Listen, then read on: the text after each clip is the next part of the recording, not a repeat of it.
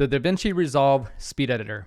If I had to describe the Davinci Resolve Speed Editor as a presidential campaign slogan, I would say that the Davinci Resolve Speed Editor makes editing fast and fun again. And I honestly can't believe I'm actually using Davinci Resolve because I loved Finalcut Pro and I accidentally quit Finalcut Pro. I made an entirely different video about this. I accidentally quit Finalcut Pro when trying Davinci Resolve, and the Speed Editor was just too good of a deal to pass up. Along with the Speed Editor, I use my Stream Deck. I use a couple of buttons on here, hotkeys, that I'm going to explain what they do. I'm going to kind of walk you through how I use it.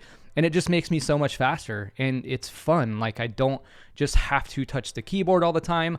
I know exactly where things are and what to do. And there's only about 1, 2, 3, 4, 5, 6, 7 things I really use this for. So let's hop into DaVinci and I'm going to show you what this looks like for me. If you know anything about DaVinci Resolve, if you don't, this isn't going to make much. If you don't, this isn't going to make much sense to you. But we have the cut page right here, and then we have the edit page right here. So what I'm going to do is I'm just going to move this down, and I'm going to make some cuts. And the cool part about this is this little jog wheel right here. I'm going to mute this. This little jog wheel right here. And I say jog wheel because there's literally a button that can make this jog kind of slow, or you could go super fast and scroll depending on what you want to do. You could also use this in the edit page, and obviously it goes super fast if you're scroll and then slower if you're jog. So whether you use the edit page or the cut page, the part that makes this really cool is just by identifying what you want to cut, and you hit a button like split, and obviously there's some gaps here that I want to get rid of. And if you can't see the audio, go over here and show you this way. So obviously there's some gaps that I want to take out here. So what I would do is I would make sure that I'm in trim mode, and I have this set up on my Stream Deck. I hit one button and I go to trim mode. And what that does is all I have to do is scroll over here and hit trim start. That's it. I don't have to do ripple delete. I don't have to do any of that stuff. And for me, previously, I was trying to use apps that would take out dead spaces. And sometimes I used 2 camera angles. And the problem for me was it just wasn't syncing things up. So I got really annoyed, and I'm like, I need to do something that is easier and faster. So I looked at the Speed Editor, and that was like the main reason why I wanted to get this thing, is because I wanted to be faster at editing. So again, if I want to cut all this out, I'm going to go split and then trim to start. And all I'm going to do is I'm going to go through my timeline here.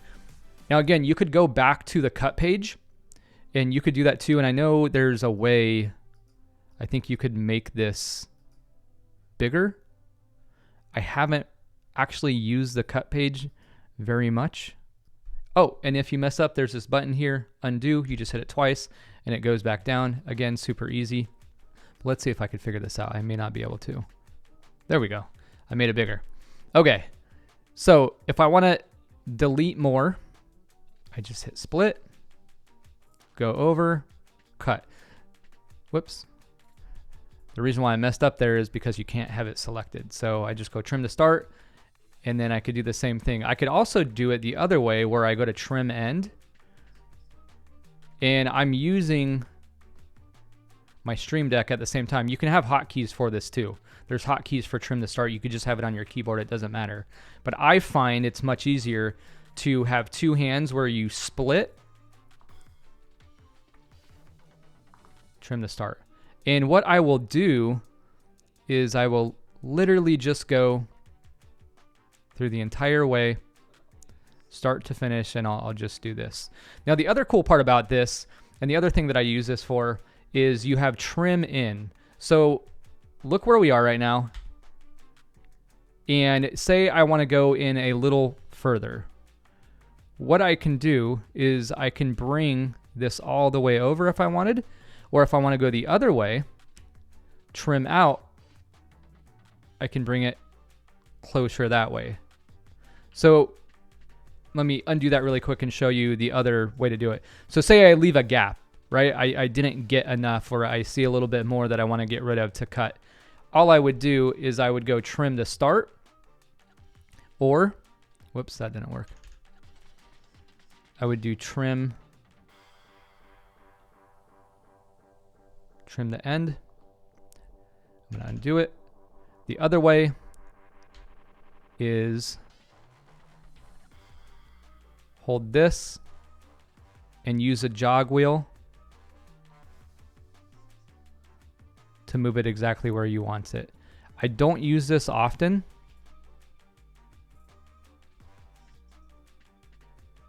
I don't use it very often just because I find it much easier, but I'll show you another way. I'll go split here, trim in.